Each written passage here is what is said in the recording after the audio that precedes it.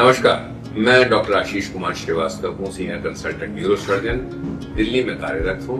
मैं स्पाइन के विषय में ही बात करूंगा और मैं कुछ सामाजिक भ्रांतियों के बारे में, कुछ सामाजिक प्रथाओं के बारे में, कुछ अज्ञान कहूँ या ये कहूँ कि गलत ज्ञान, इसके विषय में बातचीत करना चाहूंगा। अब मान लीजिए किसी व्यक्ति को स्पाइन के अंदर सिर्फ दर्द है, मांसपेशियों से दर्द हो रहा है, गलत संतुलन के कारण दर्द हो रहा है, तो उसका उपचार किसी और तरह से करा जाएगा। आयु के साथ और लगातार भार उठाने से शरीर का कुछ जो परिवर्तन आते हैं उसकी वजह से, जैसे सबसे साधारण आप लोग जानते होंगे स्पॉन्डिलोसिस कहते हैं, जो डिस्क वगैरह हो जाती है, लिगामेंट्स मोटे हो जाते हैं, उसका इलाज किसी और तरह से होगा। बल्कि शुरू में हो सकता है फिजियोथेरेपी से थोड़ी मोटी दर्द की दवाई लेने से ठीक हो जाए, लेकिन यही चीज अगर बिगड़ जाती है तो उसके लिए ऑपरेशन की भी आवश्यकता पड़ती है। लेकिन यदि स्पाइन के अंदर या स्पाइन की नसों में या कहीं पे मान लीजिए ट्यूमर हो जाता है, इस पे ना तो आपका जोर है ना कोई और उसको रोक सकता है, तो उसका इलाज फिर या तो जो है ऑपरेशन से होगा या आजकल रेडियोथेरेपी से भी होता है, बिजली के सेंक से। तो हमें सिर्फ ये देखना होता है कि किस रोग के लिए या किस स्थिति के लिए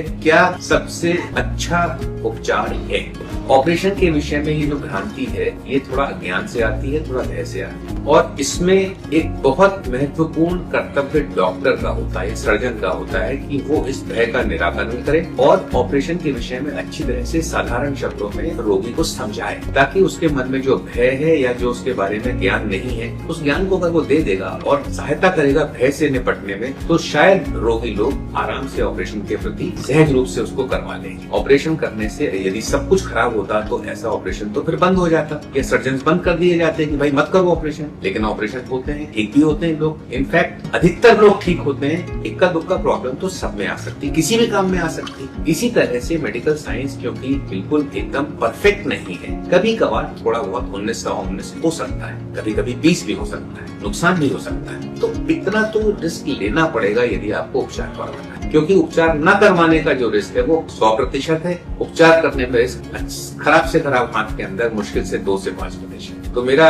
ये मानना है कि यदि डॉक्टर लोग ठीक से अपने कर्तव्य अनुसार भय को हटाएं, ज्ञान थोड़ा सा स्पष्ट करें उस रोग के बारे में, उस ऑपरेशन के बारे में या उस दवाई के विषय में, तब जो है सहज रूप से लोग उपचार करा पाएंगे। सब तो नहीं, लेकिन कुछ लोग ऐसे होते हैं जो शुरुआत में हल्के होते हैं और धीरे धीरे बढ़ते जाते हैं यदि हम उनके प्रति लापरवाह हैं। ऐसे बहुत से रोगों के अंदर ऑपरेशन की स्थिति बाद में आती है। तो अब आप समझ गए होंगे कि यदि ऑपरेशन से बचना है तो हमको उसको पहले ही ठीक कर लेना चाहिए, ताकि ऑपरेशन की नौबत ना आए। वो कैसे होगा?